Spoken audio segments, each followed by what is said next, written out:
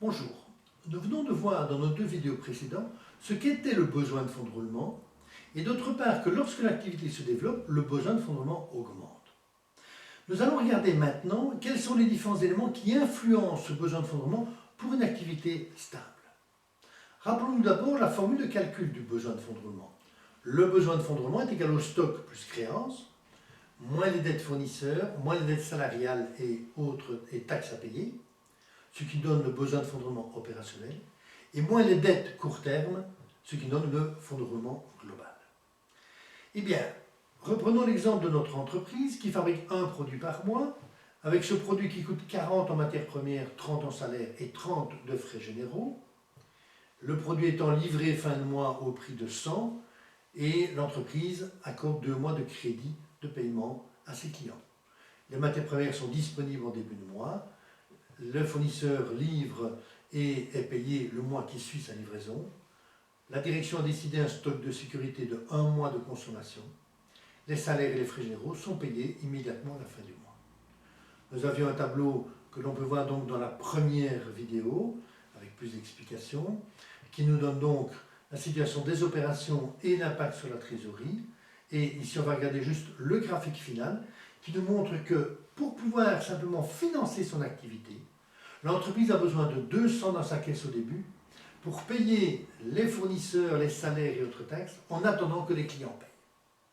Bien, maintenant, cette entreprise qui a besoin de liquidité pour faire tourner son activité, pour faire rouler son activité, que se passe-t-il maintenant si, par exemple, avec un volume stable, certains éléments changent? Par exemple, que le délai de paiement client passe de 2 mois à 4 mois. Est-ce que cela a un impact sur le besoin de fonds de roulement et de quelle importance? Si les fournisseurs demandent un paiement comptant à la livraison. Si la direction décide que pour des questions de sécurité d'approvisionnement, il est nécessaire d'avoir 2 mois de stock de sécurité. Ou bien si des modifications internes amènent le délai de production au lieu que l'appareil soit fabriqué en 1 mois, l'appareil sera fabriqué en 2 mois, avec la même consommation, mais sur un délai plus long.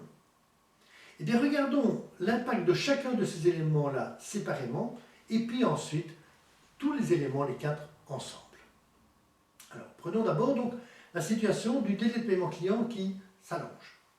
Bien, nous avions nos opérations restent identiques à ce que nous avions précédemment. Donc, chaque mois, des ventes de 100, des achats le premier mois de 80 et les mois suivants de 40, pour renouveler la consommation, des frais généraux de 30 tous les mois, des salaires de 30 tous les mois. La différence que nous avons par rapport à notre premier tableau, c'est que les premières rentrées ne vont pas apparaître le 3e mois, mais vont apparaître le 5e mois. Cela veut dire que pendant 2 mois supplémentaires, l'entreprise n'a pas de rentrée. Donc, elle était déjà au bout de 2 mois, moins de 100 en termes de trésorerie. Le 3e mois, nous avons encore 100 de déficit de trésorerie. Et le 4e mois, 100 de déficit de trésorerie. Ce qui nous donne, sur notre graphique, un besoin de fonds de roulement, donc un déficit de trésorerie qui va atteindre moins 400 au bout du 4e mois. Premier élément, donc augmentation, allongement du délai de paiement client égale augmentation du besoin de fonds de roulement. Deuxième élément, ce besoin que les fournisseurs demandent maintenant à être payés comptant, au lieu d'un délai d'1 mois précédemment. Les opérations sont identiques à notre situation de la première vidéo, mais au niveau de la trésorerie, les ventes, donc les paiements ont lieu en même temps, mais les sorties pour les achats vont être avancées d'1 mois. Autrement dit, dès le premier mois, l'entreprise doit sortir 80 pour payer ses matières premières. Donc elle va avoir un déficit de premier mois de 140, le 2e mois de 100, et puis après elle équilibre sa trésorerie.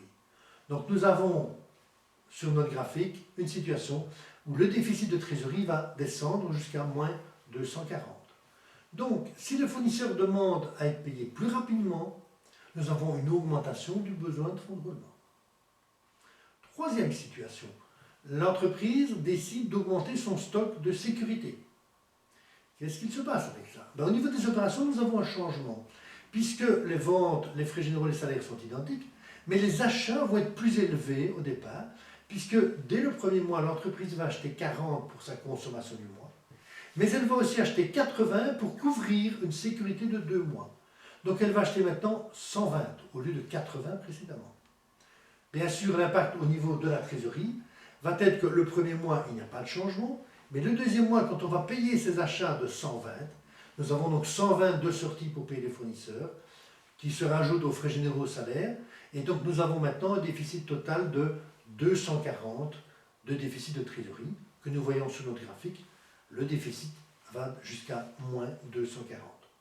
Donc si nous augmentons le stock, eh bien nous augmentons le besoin de fonds de roulement. Le quatrième point que nous envisageons, c'est un allongement du délai de production. Alors qu'est-ce qui se passe là? C'est qu'au niveau des opérations, si le délai de production s'allonge, au lieu de pouvoir vendre notre premier appareil le premier mois, nous ne pouvons le vendre que le deuxième mois. Donc nous n'avons pas de vente le premier mois. En termes de trésorerie, cela veut dire aussi que, puisque les clients ont 2 mois de délai de paiement, les 2 mois de délai de paiement client vont se compter non pas à partir du premier mois, mais à partir du second mois. Donc la première rentrée de la part des clients va apparaître le 4e mois. Donc nous avons une situation de trésorerie qui, comme précédemment, les 2 premiers mois va creuser de 200, mais le 3e mois, nous allons continuer à creuser le déficit de trésorerie de 100. Et nous avons donc, comme nous le voyons sur le graphique, un déficit cumulé de 300. Donc si le délai de production s'allonge, nous avons une augmentation du besoin de fonds de roulement. Attention que cet allongement du délai de production va depuis l'utilisation de la matière première jusqu'à la fabrication du produit fini et la facturation éventuelle au niveau du client. Pensons par ça à une entreprise de service, par exemple, qui mettrait du temps pour facturer. Cela équivaut à un allongement de son délai de production. Maintenant, prenons les 4 éléments ensemble et regardons s'il y a certaines interférences. Bien, nous constatons qu'au niveau des ventes, donc, il n'y a pas de vente le premier mois puisque le délai de production est de 2 mois, que les achats ont lieu dès le premier mois les achats du premier mois couvrent un stock de sécurité de 2 mois, donc de 120. Voilà les seules différences en termes d'opération. Mais en termes de trésorerie, nous avons une interférence entre le délai de production qui s'est allongé, auquel se rajoute une augmentation du délai de paiement client. Donc, nous passons de 1 mois de délai de production plus 2 mois de paiement client à 2 mois de production plus 4 mois de délai de paiement client. Ce qui veut dire que les premières rentrées liées au client vont se faire le 6e mois seulement. Par contre, nos achats vont être payés donc dès le premier mois. Cela veut dire que nous avons un déficit de trésorerie ici de 180 pour le premier mois, de 100 pour les 4 mois suivants, et la trésorerie va s'équilibrer à partir du 6e mois. Mais nous avons donc un déficit de trésorerie ici qui va cumuler à moins 580. Donc nous avons une augmentation significative du besoin de fonds de roulement, avec les éléments, on a vu ici en termes de délai de paiement client et de délai de production, qui vont interférer pour s'augmenter l'un par rapport à l'autre. Voilà. En conclusion ici, donc nous voyons que qu'est-ce qui va faire augmenter le besoin de fonds de roulement?